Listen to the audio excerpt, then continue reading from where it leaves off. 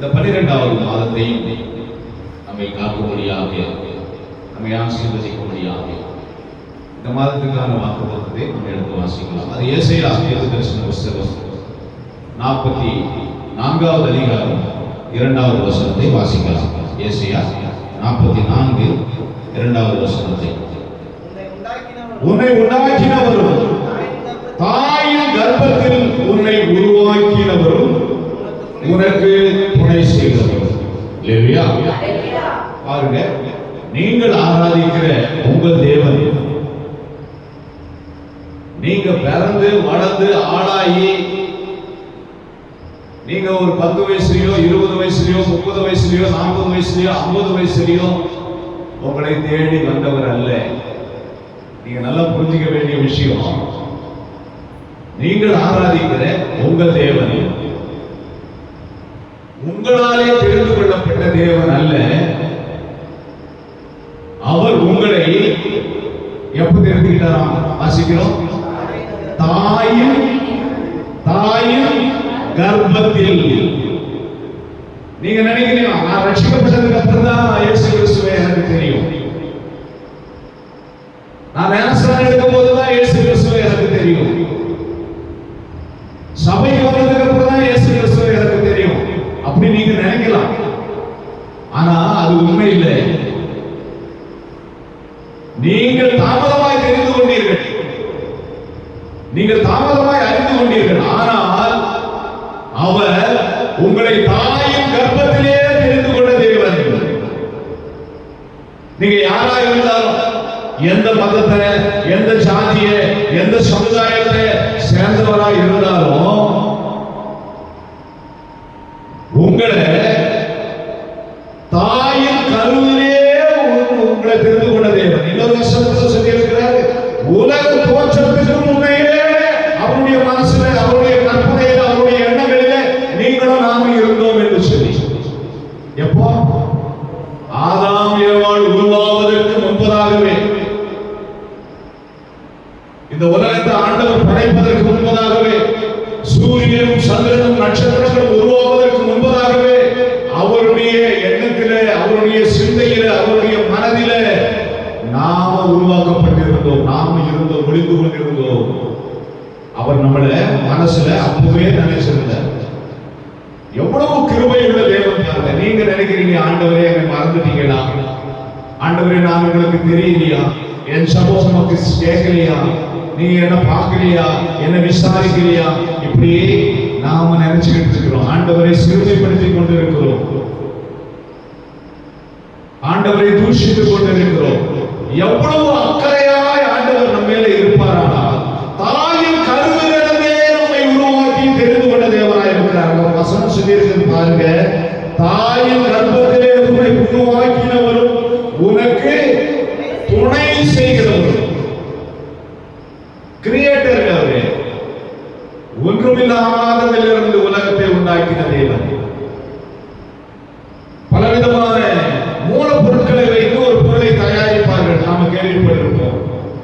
பல உதிரி பாகங்களை வாங்கி அதை இணைத்து ஒரு வாகனமாக, ஒரு செல்போனாக அல்லது ஒரு வீடாக நாம உருவாக்க முடியும். வீடு உருவாக்குவதற்கு செங்கல், மணல், சிமெண்ட், கம்பி, ஜல்லி இதெல்லாம் தேவை. செல்போன் உருவாக்குவதற்கு செல்போனுக்குள்ள இருக்கிற அந்த உதிரி பாகங்கள் தேவை. வாகனத்தை உருவாக்குவதற்கு அந்த வாகனங்களுடைய அந்த இன்ஜின் உதிரி பாகங்கள், அந்த சேஸ் உதிரி பாகங்கள், அந்த பாடி உதிரி பாகங்கள், டயர் உதிரி பாகங்கள் தேவை. நம்மை ஆண்டவர் இந்த மண்ணிலே உருவாக்கி இருக்கிறார். யோசனை பண்ணி பாருங்க. இந்த மண்ணை ஆராய்ச்சி செய்யும் போது அந்த மண்ணிலே பல வகையான தாதுக்கள் இருக்கிறது. பல வகையான தாதுக்கள் இந்த மண்ணுக்குள்ளே இருந்து வெட்டி எடுக்கப்படுகிறது. பொண்ணு, வெள்ளி எல்லாம் மண்ணில் கிடைக்கிறது. டீசல், சூடாயில் எல்லாம் மண்ணில் கிடைக்கிறது. பாருங்க, அலுமினியம், பித்தளை, இரும்பு சாமான்கள் எல்லாம் மண்ணில் கிடக்கிறது. இவ்வளவு தாதுக்களை இந்த மண்ணில் வச்சிருக்கிறது. அந்த மண்ணில இருந்து நம்ம உருவாக்கி இருக்கிறார். லேப் டெஸ்ட்ல போய் பண்ணோம் அப்படின்னு சொல்லி சொன்னா நம்ம உடம்புல எத்தனை விதமான தாதுக்கள் இருக்கிறது என்பதை லேப்ல அறிக்கை கொடுக்கிறது. அப்படியான நம்முடைய தேவன் எவ்வளவு ஞானம் உள்ளவர், நம் மீது எவ்வளவு அக்கறை வைத்துக் கொண்டிருக்கிறவர். கொஞ்சம் யோசனை பண்ணி பாருங்க. நம்முடைய எதிர்காலங்கள் அவருடைய கருத்துல இருக்கிறது. அவர் சொல்றாரு, நான் உனக்கு துணை செய்கிற தேவன். சொல்லுவாங்க, பிள்ளைய பெற்றா மட்டும் போதாது, பிள்ளைய வளர்க்க தெரியணும், அதை பாதுகாக்க தெரியணும், அதை போஷிக்க தெரியணும் அப்படின்னு சொல்லுவாங்க. நம்மை போஷிக்கிற தேவன் இல்லையா? சொல்லுங்க. நிறைய பேர் சொல்லுவாங்க, மரத்தை வச்சுவேன் தண்ணி ஊத்துவான் அப்படின்னு சொல்லி. நம்மை தாயின் கருவிலே உருவாக்கிற தேவன் அங்க சொல்ற வாக்குத்தத்தம் சொல்றாரு, உனக்கு துணை நிற்கிறேன் இல்லையா? சொல்லுங்க.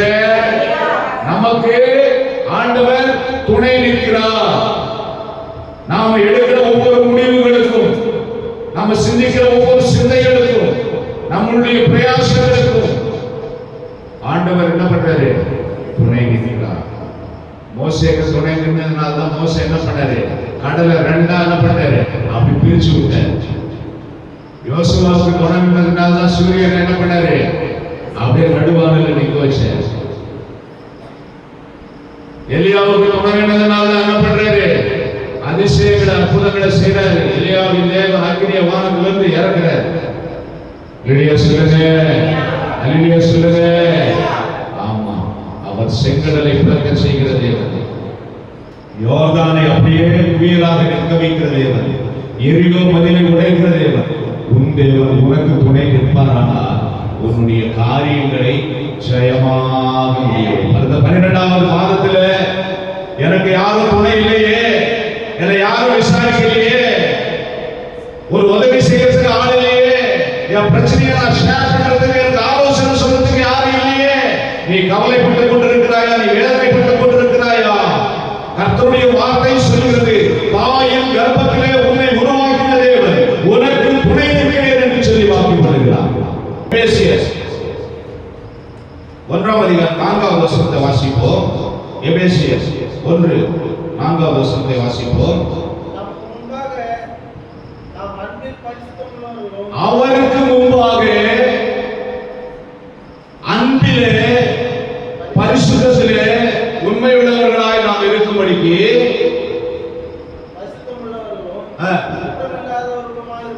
குற்றமில்லாமல் இருப்பதற்கு அவர் உலக தோற்றத்துக்கு முன்னே நம்மை தெரிந்து கொண்டார். இல்லையா? சொல்லுங்க. சொன்ன இல்லையா? எபேசியர் 1ஆம் அதிகாரம் 4வது வசனம் என்ன சொல்கிறது பாருங்க. அவருக்கு முன்பாக, நம்ம அவருக்கு மறைவாக எங்கேயும் போக முடியாதுன்னு அடிக்கடி சொல்லி இருக்கிறேன். கர்த்தருக்கு முன்பாக நின்றவர்கள் எல்லாம் ஜெயித்தார்கள். வேதத்துல ஆபிரகாம் கர்த்தருக்கு முன்பாக நிற்கிறார். என்ன எதற்காக நிற்கிறார்? லோத்தினுடைய குடும்பத்தை அழிவிலிருந்து பாதுகாக்க வேண்டும் என்று சொல்லி விண்ணப்பத்தோடு கூட தேவனுடைய சமூகத்தில் நிற்கிறார்.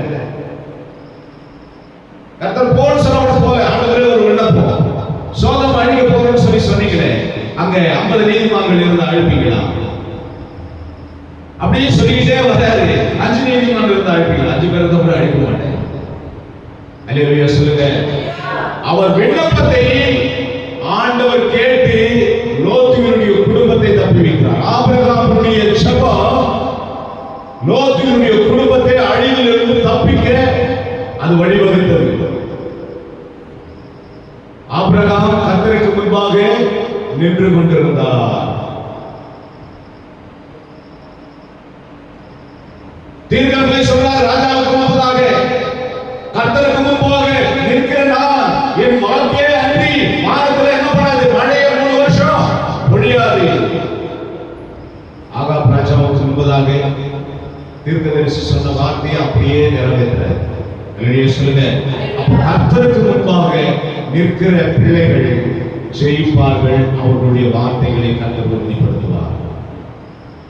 தேவ சமூகத்தில் நிற்கிறவர்களாய், கர்த்தருக்காக நிற்கிறவர்களாய், கர்த்தருக்காக வைராகியம் பாராட்டுகிறவர்களாய் இருக்க வேண்டும். இந்த வசனம் சொல்கிறது, என்ன சொல்கிறது பாருங்க.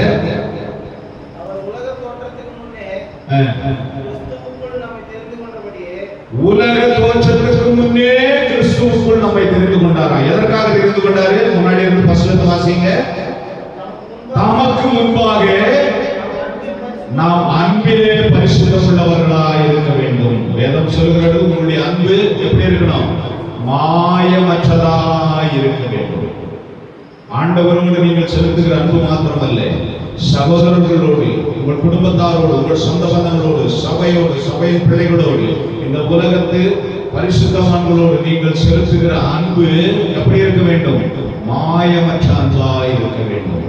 நமக்கு முன்பாக அன்பில் பரிசுத்தம் உள்ளவர்களும், அடுத்து குற்றமில்லாதவர்களுமாய் மற்றவர்களாலே நியாயம் தீர்க்கப்படாதபடிக்கு நம்முடைய வாழ்க்கை பரிசுத்தம் உள்ளதாய் இருக்க வேண்டும். மற்றவர்கள் விரல் நீட்டி சொல்லுகிற அளவுக்கு நம்முடைய வாழ்க்கை தரம் தாழ்ந்ததா இல்லாதபடிக்கு. ஏனென்றால் கர்த்தருடைய நாமம் நமக்கு எழுதப்பட்டிருக்கிறது, எழுதப்பட்டிருக்கிறது. கர்த்தருடைய நாமம் நமக்கு தரிப்பிக்கப்பட்டிருக்கிறது. அவருடைய நாமத்துக்காக நாம நிற்கிற பிள்ளைகளாய் இருக்க வேண்டும். அப்போ குற்றம் இல்லாதவர்களாய் இருக்க வேண்டும். அடுத்தது பாருங்க, இருப்பதற்கு அவர் உலக தோற்றத்துக்கு முன்னே உங்களை தெரிந்து கொண்டபடியே போதும். அப்ப ஆண்டவர் நம்ம எதற்காக தெரிந்து கொண்டார்? எதற்காக துணை நிற்கிறார்? ஏசாயா 44:2 பார்த்தோம். உனக்கு துணை நிற்கிறார், உன்னை தாயின் கருவிலே தெரிந்து கொண்டார். எதற்காக? அவருக்கு சாட்சிகளாய் குற்றமில்லாத வாழ்க்கையை வாழ்ந்து, பரிசுத்தம் உள்ள வாழ்க்கையை வாழ்ந்து, அன்பிலே பரிசுத்தம் உள்ளவர்களாய், அன்பிலே குறைவில்லாதவர்களாய், நீதி உள்ளவர்களாய், நியாயக்கேடு இல்லாதவர்களாய், குற்றமில்லாதவர்களாய் நாம வாழ்வதற்கு அவர் நம்மை, இந்த வசனத்தில் சொல்லுகிறது, எப்போ? தாயின் கருவில் இல்லை, தாய் உருவாகும் முன்னே, உலக தோற்றத்துக்கு முன்னே. இல்லையா? சொல்லுங்க. அப்படியானால் அவருடைய சிந்தையிலே நாம் இருக்கிறோம், அவருடைய எண்ணத்திலே நாம் இருக்கிறோம், அவருடைய நினைவிலே நாம் இருக்கிறோம். அவர் சொல்றார், நான் உனக்கு துணை நிற்கிறேன் அப்படின்னு சொல்றாரு. நாம் ஆண்டவர் மறந்தார் என்கிற சூழ்நிலையை இனி மாற்றிக்கொள்வோம். ஆண்டவர் என்னை நினைக்கவில்லை, ஆண்டவர் என்னை பார்க்கவில்லை என்கிற சூழ்நிலைகளை இனி மாற்றிக்கொள்வோம். கர்த்தர் எப்பொழுதும் என்னை காண்கிற தேவனாய் இருக்கிறார். அதான் சொன்னாங்க, நீர் என்னை காண்கிற தேவன். யோசனை பண்ணி பாருங்க, வனாந்திரத்துல ஒருவரும் இல்லாத சூழ்நிலையில, உதவி செய்வார் ஒருவரும் இல்லாத இடத்துல, தண்ணீர் தாகத்துக்கு தவிக்கும் போது, பிள்ளையை கரத்துல பிடித்துக் கொண்டு அழும்போது, போவதற்கு வழி இல்லாமல் வனாந்திரத்துல அலைந்து திரியும் போது என்ன பண்ணிட்டு இருந்தாலும், வனாந்திரத்துல அலைந்து திரிந்து கொண்டிருக்கிறாங்க. உன்னுடைய அலைந்து திரிகிற வாழ்க்கையை அவர் விசாரிக்கும்படியாக, அந்த வாழ்க்கையை அவர் நிறைவு செய்யும்படியாக, உனக்கு ஒரு நல்ல புதிய வாழ்க்கையை கொடுக்கும்படியாக, உனக்கு சமாதானத்தை கொடுக்கும்படியாக கர்த்தர் உனக்கு துணை நிற்கிறார். அதை சொல்றாங்க, ஆதார் சொல்றாங்க, நீர் என்னை காண்கிற தேவன். இல்லையா? சொல்லுங்க. ஆண்டவர் நம்மை உலக தோற்றத்துக்கு முன்னேயும், தாயின் கருவிலே நாம் உருவாகும் முன்னேயும் தெரிந்து கொண்டதுடைய நோக்கம் நாம் துணை நிற்பதற்காக, நமக்கு துணை நிற்பதற்காக, நம்மை காணும்படியாக. நம்முடைய ஒவ்வொரு அசைவுகளிலேயும் கர்த்தருடைய பார்வை இருக்கிறது, கர்த்தருடைய கவனம் இருக்கிறது. மறந்து போக வேண்டாம். அடுத்து இன்னொன்று கூட வாசிக்கலாம். என்று வாசிங்க, உபாகமம் புஸ்தகம், உபாகமம் புஸ்தகம் 1ஆம் அதிகாரம் 31வது வசனம். உபாகமம் 1:31.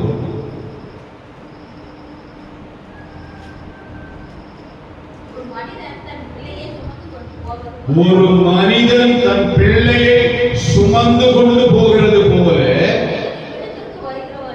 நீங்க இந்த நாளை காணுகிற வரைக்கும், இந்த இடத்துக்கு வருகிற வரைக்கும் நாம் புரிந்து கொள்ள வேண்டிய விஷயம், நீங்க இந்த நாளை, இந்த 12வது மாதத்தை, டிசம்பர் மாதம் 1 தேதியை பார்க்கிற வரைக்கும் உங்களை சுமந்து கொண்டு வந்தார் என்று எழுதியிருக்கிறது.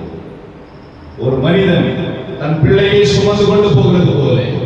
சின்ன குழந்தைகளை எல்லாம் பெற்றோர்கள் பார்த்தீங்கன்னா, கொஞ்சம் வழி கொஞ்சம் நல்லா இல்லை அப்படின்னு சொல்லி சொன்னா, கொஞ்சம் கரடு முரடா இருக்குது அப்படின்னு சொல்லி சொன்னா, கொஞ்சம் நடக்கிறதுக்கு சிரமப்படுறாங்க அப்படின்னு சொல்லி சொன்னா, பிள்ளைகளை என்ன பண்றாங்க? பெற்றோர்கள் தூக்கி சுமந்து கொண்டு போகிறார்கள். ஏனென்றால் பிள்ளைகளுக்கு அந்த வலி இருக்கக்கூடாது, அவர்கள் கஷ்டத்தை உணரக்கூடாது, அவர்கள் பாதிப்பிலே எப்பொழுதும் கண்ணீரிலே அவருடைய வாழ்க்கையை நடக்கக்கூடாது.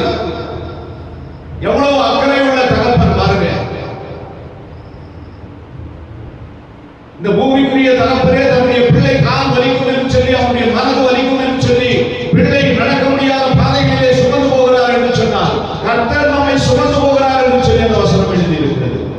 உங்களுடைய ஒவ்வொரு வலியையும் கர்த்தர் உணர்கிற தேவனாய் இருக்கிறார். நீங்க நினைக்கிறீங்க, என்னை கர்த்தர் பார்க்கல, என்னை விசாரிக்கல, என்னை சுமந்து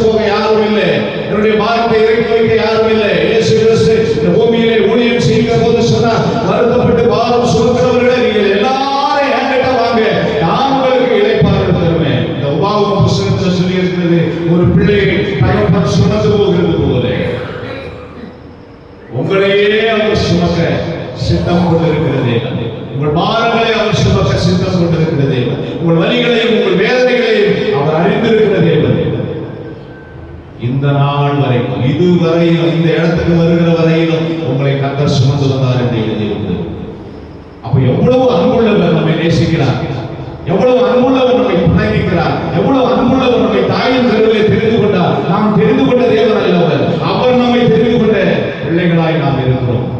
நம்ம கையை பிடிச்சா ஒரு வேளை விட்டு ஓடிடுவோம். அவர் நம்ம கையை பிடிச்சிட்டு இருக்கிறாரு. அவர் நம்மை தோளின் மேலே சுமந்து போகிறவராய் இருக்கிறாரு. அவர் நமக்கு துணை நிற்கிறவராய் இருக்கிறார். இன்னொரு வசனத்தை வாசிக்கலாம்.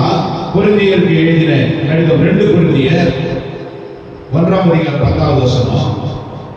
2 கொரிந்தியர் 1ஆம் அதிகாரம் 10வது வசனம்.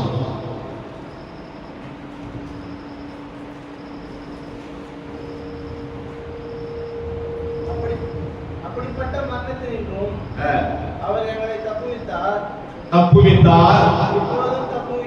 தப்புவிக்கிறார், தப்புவிப்பார். பாருங்க, மரணத்திலிருந்து எங்களை தப்புவித்தார், இப்பொழுதும் தப்புவித்துக் கொண்டிருக்கிறார், இனிமேல் தப்புவிப்பார். கர்த்தருடைய வாக்குத்தத்தத்தை பாருங்க, எவ்வளவு அருமையான வாக்குத்தத்தத்தை அவர் சொல்றார். எங்களை மரணத்திலிருந்து பிரயாணத்தில் எங்களுடைய மரண சூழ்நிலையிலிருந்து எங்களை தப்புவிக்க வல்லவராய் இருக்கிறார் என்று சொல்லி அறிக்கை செய்கிறார்.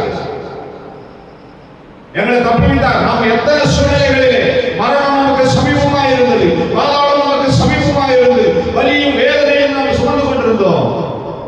எல்லாவற்றையும் கடக்க உதவி செய்தார். வேதவசனம் சொல்கிறது, தீயையும் தண்ணீரையும் கடந்து வந்தீர்கள், செழிப்பான இடத்தில் அவரை கொண்டு வந்து விட்டார். நம்ம விசுவாசிக்கிறது இல்லையா?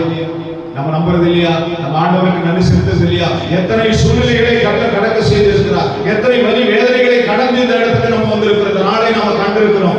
இந்த நாளை காண முடியாம எத்தனை பேர் அவசரப்பட்டு இருக்கிறாங்க.